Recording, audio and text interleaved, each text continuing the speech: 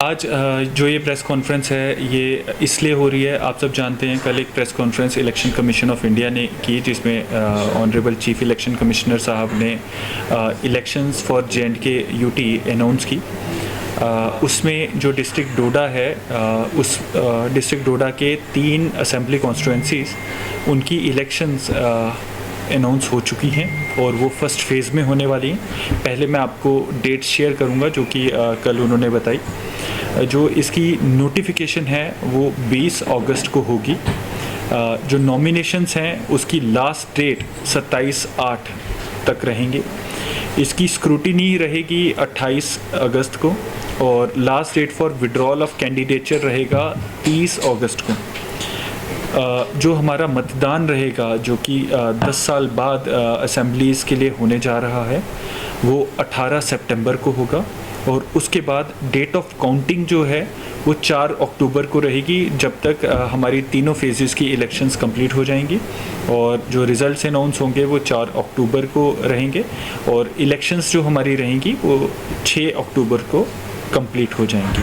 तो 6 अक्टूबर के बाद हमारे पास एक इलेक्टेड लेजिस्लेचर रहेगा जो कि लोगों की आवाज़ को बुलंद करेगा और इंडियन डेमोक्रेसी को स्ट्रॉन्ग करेगा। इसमें बताना चाहूँगा कि कल जब अनाउंसमेंट हुई थी 3 बजे से model code of conduct enforce हो चुका है और इसमें तमाम पॉलिटिकल पार्टीज़ को हिदायतें दी जा चुकी हैं और उनके साथ हमने कल ट्रेनिंग सेशंस रखे हैं और इंटरेक्टिव सेशंस रखे हैं ताकि हम उनको इन इलेक्शंस में कैसे नॉमिनेशन फाइल करना है, क्या डेट्स रहेंगी, क्या क्या ऑनलाइन एप्लीकेशंस हैं इलेक्शन कमीशन ऑफ इंडिया की जिनको वो यूज़ करके अपनी रैलीज़ के लिए और परमिशंस के लिए अप्लाई कर पाएंगे।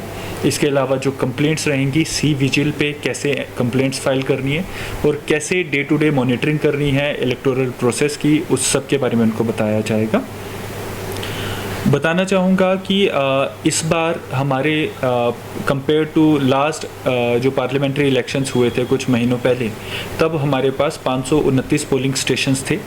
अब लोगों की ज़रूरतों का ध्यान रखते हुए और उनकी एक्सेसिबिलिटी का ध्यान रखते हुए हमने 5 नए पोलिंग स्टेशंस ऐड किए हैं। तो आज की डेट में डिस्ट्रिक्ट डोडा में 3 असेंबली कॉन्स्टिट्यूंसीज़ में 534 पोलिंग स्टेशंस हैं और एक और चीज़ का ध्यान रखा गया है कि कुछ पोलिंग स्टेशन जो सड़क से दूर थे या फिर पॉपुलेशन के लिए उतने कंड्यूसिव नहीं थे उनकी लोकेशंस को शिफ्ट किया गया। तो ऐसे 5 पोलिंग स्टेशंस को हमने शिफ्ट किया है। तो टोटल 534 जो हमारे पोलिंग स्टेशंस है उसमें 10 का बदलाव है, 5 न्यू एडिशन और 5 की चेंज इन लोकेशन। इस सब के बारे में स्वीप एक्टिविटीज़ शुरू हो चुकी हैं, लोगों को इसकी जानकारी दी जा रही है और जो कंसर्न BLOs हैं उन्होंने हाउस टू हाउस वेरिफिकेशन करके स्पेशल समरी रिवीजन के तहत जो हमारे लेफ्ट आउट वोटर्स थे उनको ऐड किया है।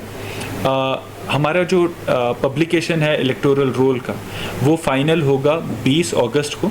बट एक और चीज़ बताना चाहूँगा कि अगर हमारा कोई वोटर जिसको ये लगता है कि उनको इंक्लूड नहीं किया गया है तो लास्ट डेट ऑफ नॉमिनेशन तक वो फिर से अपने BLO को कांटेक्ट करके या फिर ऑनलाइन एप्लीकेशंस के ज़रिए अपनी एप्लीकेशंस कर सकते हैं और लास्ट डेट ऑफ नॉमिनेशन तक हम उनको ऐड करेंगे ताकि कोई भी वोटर पीछे ना छूटे और डेमोक्रेसी में मैक्सिमम पार्टिसिपेशन हो।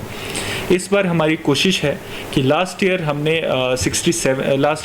लास्ट इलेक्शन जो हुई है पार्लियामेंट्री इलेक्शन की 67.42 हमारा पोलिंग परसेंटेज रहा था। इस बार वी आर एमिंग कि हम इसको बढ़ाएं और 90% को टच करने की हमारी एक अपेक्षा रहेगी और इसी से फिर जो हमारा लेजिस्लेचर इलेक्ट होगा, जो रूल्स बनाएगा फॉर द UT, उसको एक पावर मिलेगी। जितना ज़्यादा वोटर इसमें टर्नआउट रहेगा उतना ज़्यादा वो पावरफुल रहेगा। इसमें एक और चीज़ बताना चाहूँगा कि जैसे एनफोर्समेंट शुरू हुई है MCC की तो पहले 24 घंटे में तमाम जो सरकारी बिल्डिंग्स हैं उससे सारे पोस्टर्स जो भी स्कीम्स हैं गवर्नमेंट्स की और अगर कहीं पे किन्हीं पॉलिटिशियंस का जो पावर में है या जैसे भी हो उनके पिक्चर्स लगे हैं वो सारे हटाने की प्रक्रिया शुरू है। आज 3 बजे तक वो सारा कंप्लीट होगा।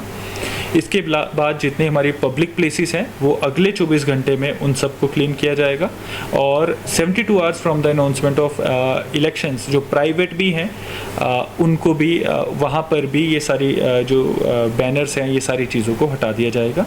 आपने भी आते हुए देखा होगा DC ऑफिस में भी जो इनॉग्रेशन प्लेट्स हैं उनको भी कवर कर दिया गया है। तो ये सारी चीज़ें तमाम डिस्ट्रिक्ट में चलाई जा रही हैं। एक चीज़ है, जो हमारे गवर्नमेंट ऑफिशियल्स हैं उनको हिदायतें दे दी गई हैं, कोई भी गवर्नमेंट ऑफिशियल इलेक्शन में किसी पार्टी के साथ अलाइंड नहीं दिखना चाहिए। इसमें मैं आपके थ्रू ही और अपने ऑफिशियल्स को ऑल्दो मैंने डायरेक्टली भी बताया है, क्लियर डायरेक्शंस देना चाहूँगा कि कोई भी गवर्नमेंट ऑफिशियल जो गवर्नमेंट पे रोल पे हो या गवर्नमेंट स्कीम्स का फ़ायदा ले रहा हो या गवर्नमेंट से रीनमरेशन इन टेम्प्रेरी बेसिस ऑल्सो अगर वो ले रहा हो, तो वो किसी पॉलिटिकल एक्टिविटी में इन्वॉल्व नहीं रहेगा। जो गवर्नमेंट के पे रोल पे हैं डायरेक्टली और indirectly, they are all deemed to be government officials, और अगर वो किसी इलेक्टोरल इसमें किसी पार्टी के साथ अलाइंड दिखते हैं तो उन पे इमीडिएट एक्शन होगा, और political parties are welcome to submit their complaints and you will get to see action within 24 hours. Arrangements for जो impartial elections and free and fair elections में आपको बताना चाहूँगा, हमारे फ्लाइंग स्क्वाड्स 9 टोटल डिस्ट्रिक्ट में 3 पर assembly constituencies functional हो चुके हैं and they are all headed by a tehsildar first class magistrate officer, और वो अभी से ही कंप्लेंट्स को मॉनिटर करना शुरू हैं। जहाँ जहाँ पे कोई भी शिकायत या फिर कहाँ पे हमें सो मोटो खुद जाना है, वो सारी चीज़ों पे एफएसटीज फंक्शनल हो चुकी हैं। इसके अलावा 27 नाका विद इन द डिस्ट्रिक्ट हमने 20 तारीख से फंक्शनल करने हैं, जब अनाउंसमेंट ऑफ इलेक्शंस रहेंगी, और वहाँ पे सीसीटीवी कैमरा वो सब इंस्टॉलेशन शुरू हो चुकी हैं। इसके अलावा जो इलेक्शन एक्सपेंडिचर मॉनिटरिंग है वो इमीडिएटली इन फोर्स आ चुकी है।